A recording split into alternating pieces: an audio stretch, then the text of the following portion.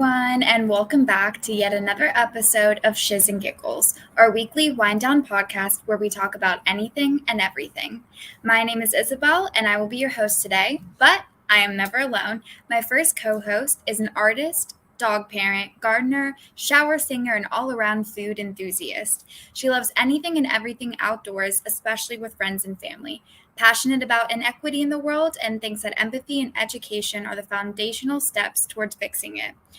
A paint teacher on the weekend, just trying to live life generously and with lots of laughter. It's Emily. Hi, so happy There she is. Here. So happy to have you here. All right, my second co-host is a Nicaraguan American and super proud about it. One of her joys is to make people laugh. She also goes really hard for the music she loves. It's Fatima. Hey, hello guys. Hey, Fatima. Hi, happy to be here. And it's Happy okay to have you both here. with the Nicaraguan. I hear you. Yeah, it's hard. I'm trying. I'm getting better. I'll It's all practice it. I got you. To kick things off this week, we're going to talk about a trending topic, and this week it's money, money, money. We're going to be talking about budgeting and billionaires. When it comes to money, there are lots of hot topics such as budgeting, and on the other side of the coin are the space race to cryptocurrency and billionaires dominating the world. The number of billionaires on Forbes' 35th annual list of the world's wealthiest gained 660 more people, making the total a whopping 2,755. Wow. 493 of those members were new to the list. For most people in the world, budgeting is a bit more relatable, and that's definitely me. There have been dozens of budgeting apps made and Excel sheets shared on how best to organize and prioritize your money.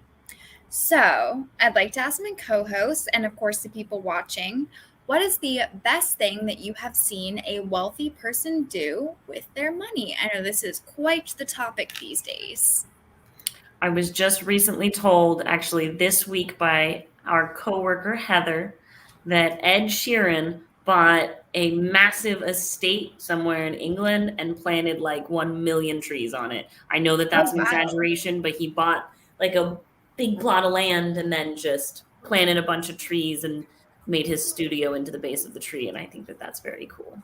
Oh, wow. That is all for awesome. Conservation. There's another millionaire or billionaire, and I forget which one it was, who bought a huge portion of the Amazon just to protect it from getting forested. That's awesome. Mm-hmm. We should definitely figure out who that was. I love that. It's beautiful. I'll say, one of my favorite musicians, I'm a big music kid, of course, MJ, Michael Jackson, he's in the Guinness Book of World Records for being the most charitable celebrity in history. His what's it called when someone dies and they're like, his estate is like, after he put it in his will that 50% or 25%, I can't remember the percentage, but a huge percentage of his income goes straight to the charities he supported his entire life to this day. So I think that's really cool, and that he's still helping these charities. I did not know that, but that is awesome. Yeah, more you know. Yeah, I think mine, definitely the one that comes to mind first is definitely all the work that Ashton Kutcher has done with helping to beat human trafficking. I think it's incredible, and they've already had a lot of success with it. And I think that is an amazing way to spend your money, and something that we don't really think about very much. Like, we know it happens, but it's not at the forefront of our mind. Typically, when we think of charities, we think of food shelters and all of that. But I think it's definitely something that more people are starting to partake in, which is really good. Makes me feel a lot safer. Yeah, I agree. He's very vocal about it too. Like, he's gone. Yes, he is. Yeah. Mm-hmm. If you could have enough money to change a big to you problem in the world, what would it be?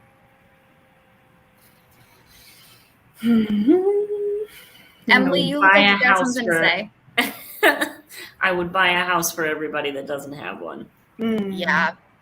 Yeah. I would do anything possible to end houselessness. Mm-hmm. I just know, so I would buy a bunch of like the abandoned buildings just here in Mhm. Richmond. Honestly, we have so many buildings that haven't had any business in years and they're just sitting there empty, and we could definitely turn those into shelters. Yeah, in the last like 10 years, a lot of the shelters in Richmond have been closed down. Since we Yeah. are local to Richmond, that's the information that I know the most about. But I think we only have 1 or 2 within the city limits now. Yeah, that's insane. Yeah. Off of that too, I really believe malls in the next 10 years Mhm. are Yeah. not going to exist anymore. Yeah. So those should be converted into just places for people to just rest and be and as long as they need to be. And then off of that, I would love for like every grocery store to just give food that's like 2 days to expire. Mhm. You know, like just give it. Like, what do you do? I think I read somewhere like $2 million worth of. We have a lot of excessive waste, especially here in America, but all across the world there is excessive waste. In Virginia, at least, there is actually a law that only certain types of grocery stores, you have to essentially get like a special permit to be able to donate your food waste. Otherwise, it has to be thrown away, which is just mind-bogglingly wasteful when there are people that need it. Yep. Yeah, I definitely agree. Well, really proud of you guys. Those are some really amazing ideas. Maybe one day we'll all become billionaires and we can collaborate together and solve houselessness and hunger issues. That would be amazing. We can throw in climate change while we're at it. Yeah, maybe just throw that in there. So, speaking of going on to the path of becoming billionaires, we gotta start somewhere. A lot of people start with budgeting. So, do you guys budget your money? Yeah, you got to. Well, yeah. Actually, I saw mentioned the app Mint. I do have that app, and it's pretty cool. I've actually connected all my accounts to it, so that every week it's like, I saw you did something else. So it holds me accountable, and I think that's there it is. That's really important, and I think in general it's about that accountability. Someone to just tell you like, hey man, why'd you spend $50 on? Well, there's a restaurant here called Roots.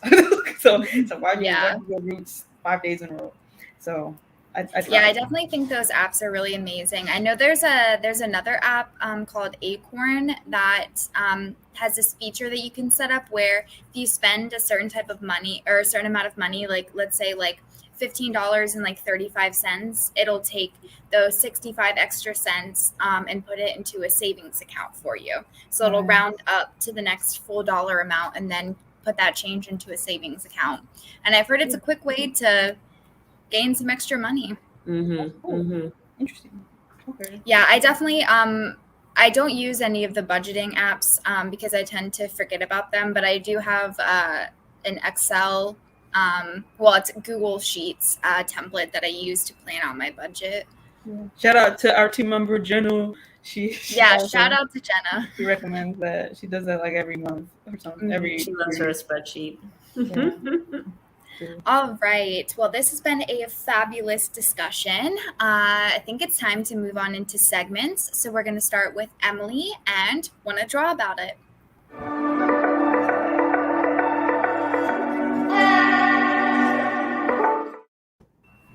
Hey team, welcome to Want to Draw About It. Today, given the topic discussion today, I thought instead of doing an exercise, we're going to kind of deep dive into a topic that maybe you don't know much about, and that is the world of art buying and selling. Now, can you put a price on art? Turns out you absolutely can, and usually it can be pretty high. So, for those that are not familiar with the art buying and selling world, it might come as a shock that some pieces of art you see at your local gallery is a couple $100s, but the figures that get attached to the high-end art world is astronomically higher than that on average. So the first thing you need to know about buying and selling art is where to go. Now that starts with art expos. If you're not familiar with these are art fairs, essentially collections of up and coming art. Sometimes there are art expos that include old pieces that are being traded and sold, but usually those are a little different. These 4 specific art expos are probably the 4 largest, if not most famous, art expos in the whole world. The Armory Show being probably the most preeminent among them, even though I don't believe it's the largest anymore. It is still, I think, the oldest and also the most well known. It happens in New York. It was one of the first to really claim notoriety in like the 1910s, 1920s with the turn of modern art. But then Art Expo New York, Expo Chicago, which I've actually been to. And let me tell you, these things are wild. And then Art Brussels, which is also sometimes goes in conjunction with fashion as well. So art expos are new upcoming art that has been acclaimed as interesting, where buyers, sellers, dealers, and just all around rich people go to explore. And then sometimes you have normal people like me that are just artists looking around at what's new, what's hip, what's cool. These price tags, though, if you are selling in the $1,000 range, you'll have dealers come to you and say, "Come to me when you're serious." I did get to go to Expo Chicago, which was super, super cool. And one of my least favorite artists I did see there was a guy named Jeff Koons. And if you guys are not familiar, highly recommend looking up Jeff Koons. He drives me insane just because of what he does. He holds the record as the most expensive art piece on record, at least, sold by a living artist. And he sold these while still alive right off the bat.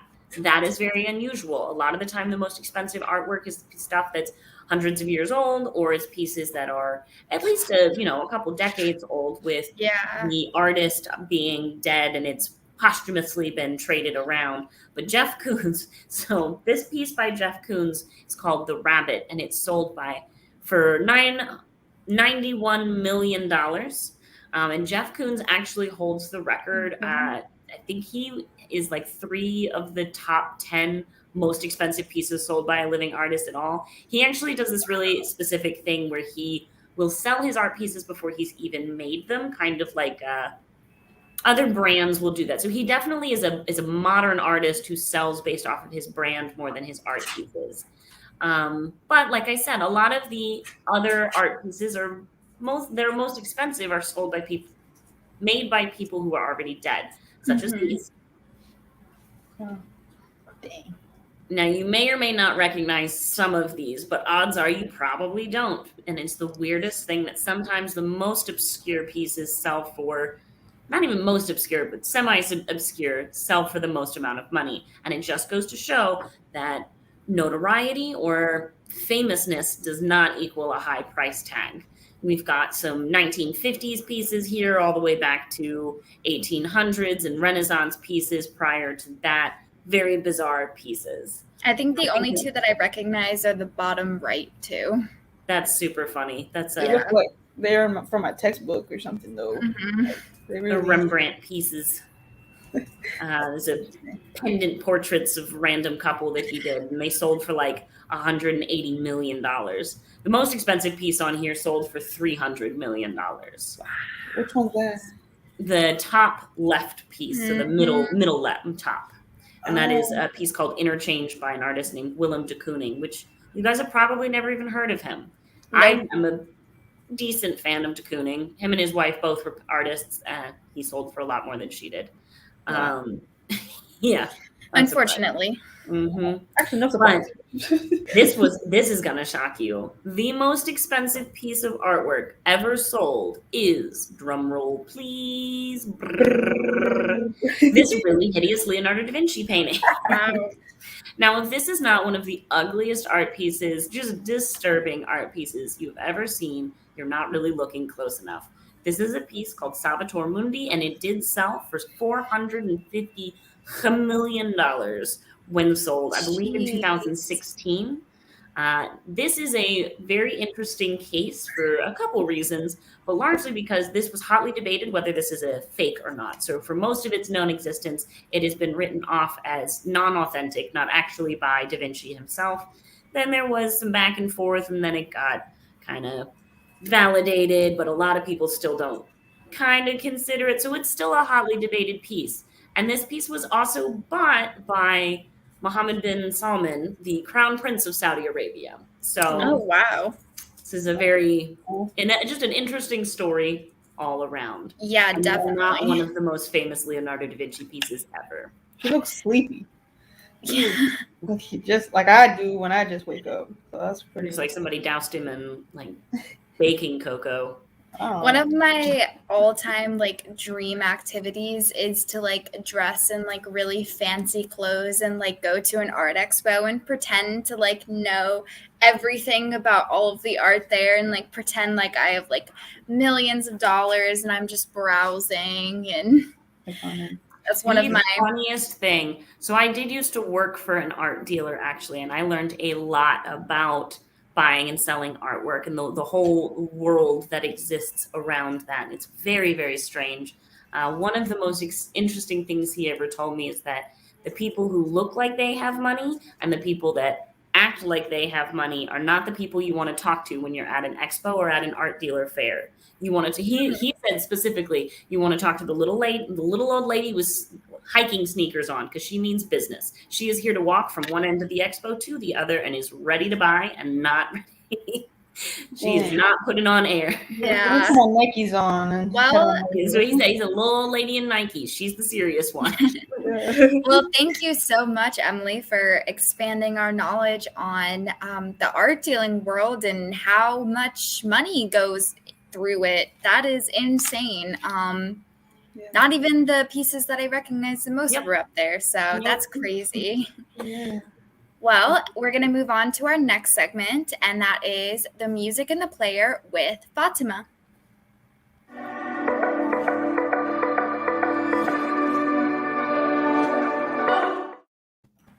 Yes, hello.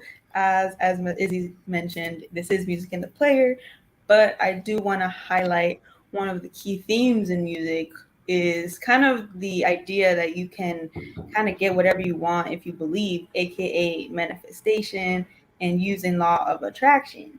And I don't know if you guys are familiar with the concept of law of attraction. There's a really famous book called The Secret. It came out in the mid 2000s that went really huge. But the Forbes magazine article that's linked in this page right here through a QR code really goes in on how it kind of works scientifically and stuff. But definitely check it out. I think it's really fascinating. But to kind of summarize what it's kind of, I guess, telling you is how it works is that if you visualize a goal and then you kind of become thankful for it as if you have already achieved that said goal, it's more likely that that goal will become your reality. Because honestly, wealth and like being rich is a mindset. You gotta have to be it before you become it. And it's a kind of like a transition process. So the biggest thing though is about being like thankful and real about it with yourself and believing it and having that doubt, any doubt in yourself with it. So I'm just curious though, have you guys ever manifested monies, or even not just money, manifested something that you were like, wow, I thought I would get it and it became real kind of thing? So I actually did manifest getting an apartment. Granted, I was trying to manifest like my dream apartment, but that kind of fell through. But I didn't give up. I was like, I just need a place that I love, and I need a place to live. So I definitely have used it before, definitely have seen it in action. But I think the biggest like misconception about manifestation is that it's just saying it and then it happens. Right. The thing that people like forget about manifestation is like you still have to work for it. Right. And it's also like this mental challenge where every day you wake up and you keep telling yourself that you know you're going to get this and you believe it and you believe in yourself. So it's like a mental practice, but you also still have to do the physical work that might be involved as well. Right. It goes hand in hand. Exactly. Yeah. I've obviously never manifested money because yeah, me neither. Here I am. But I truly, more than achieving tangible goals in life, I truly believe in manifesting moods. And I use it mostly just to manifest optimism, manifest positivity and gratitude. It just, you can be in a better place purely by putting yourself in a better mood. That is very true. Exactly. Attitude. And Mhm. like Izzy just said, it's about having that attitude to work and kind of pushing yourself to do what you need to do and being specific about it. Because Izzy, you said like the apartment, like that's a very specific goal. It's not like I want to have somewhere to live. It's like I want an apartment here. And one of the best examples of that too in music is this specific rapper who actually manifested in a sense, obviously again through hard work, not just like poof, yeah, he got this, but he manifested getting this residential pool by making it his desktop wallpaper as an unsigned artist and believing it was going to be his home one day if he kept going. And then he purchased that same exact residence in 2012 after making a name for themselves in music. Who may you guys think this is? I feel like Curious. the Canadian dollars are pushing us towards very specific Mhm. answers. Yeah, I think I'm gonna have to go with Drake. Period. Drizzy Drake. Yeah, Drake actually indeed did this. It's really cool because in 2007 he did this, and there's been many interviews where he said this, how he would envision himself living in a neighborhood. He would drive in that neighborhood every other day to kind of remind himself he's going to be there if he keeps going. And he ended up buying it, and look at that, there's his laptop right there. That's a whole real his laptop right there. And yeah, I do recommend listening to his music. Personally, I listen to him a lot as a Mhm. gym person. I think he really pushes me to push myself in there with his lyrics. So I did make a playlist that features him. I would check it out because I do believe whatever you believe, you become. Yeah, I'm definitely So, gonna have to check out this playlist. I'm gonna go ahead and scan this bad boy right now. period. The first two tracks actually are mantra record like songs, I guess, like affirmation songs, specifically about Mhm. money and manifesting Mm. money.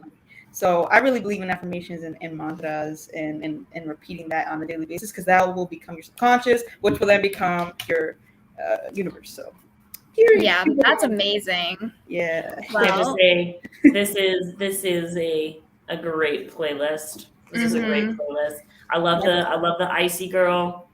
Love it. Yeah. I Yeah. love Boss. That's a Do you great have Yeah. Rihanna song. on Yes. there?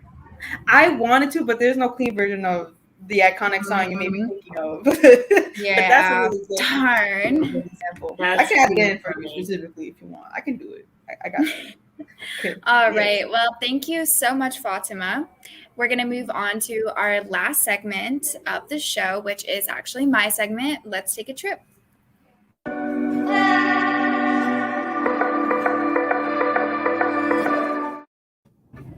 So, after all of that hard work, all of that budgeting, all of that manifesting, getting your goals right, becoming billionaires, sometimes you just want to treat yourself and go on a nice little trip. So, today we're going to talk about the top 5 most expensive destinations. So, we're going to count down from 5, and our first one here is Palma de Mallorca. I think Palma de Mallorca. yes, and this is in Spain. And as you can see from this beautiful photo, this place literally looks like Atlantis. Like it is gorgeous, and I would love to vacation there. That water looks crystal clear, and it is our cheapest out of the 5 with a whopping $370.23 per night. Now, I will preface this by saying that the data that I collected is from 2019 because, the past couple of years, it's been a little skewed because of COVID and travel restrictions. But our 4th most expensive place on the list is Zurich, and this is in Switzerland. And this is $380.26 per night. Now, I will say it's a very similar atmosphere to Amsterdam. A lot of older buildings that are very historical, but also very beautiful. So I understand, nice getaway. And then, of course, Amsterdam is at our 3rd, which I know this surprises some people. It surprised me too, but it was actually on quite a few lists. And it is number 3 with $386.78 per night. Now, I'm sure you can knock that down a little bit if you decide to not go all bougie. However, if you do want to, just know that this is the average price that you are looking at. And finally, our top 2 contenders are actually both in the US.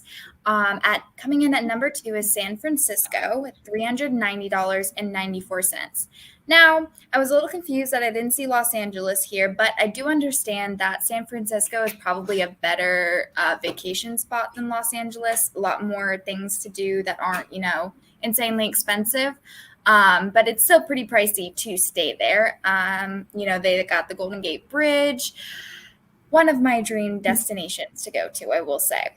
And coming in at number 1, honestly, not a surprise. It was number 1 on a lot of lists, and that is New York City with $480.27 to stay per night. Now, I will say these costs are taking into account travel, hotel, and food for each day. So if you're staying in pretty bougie places, which if you're a millionaire, billionaire, that's what they do, then I guess, yeah, but maybe we'll do another segment some other week about the cheapest places to visit that are still equally as gorgeous.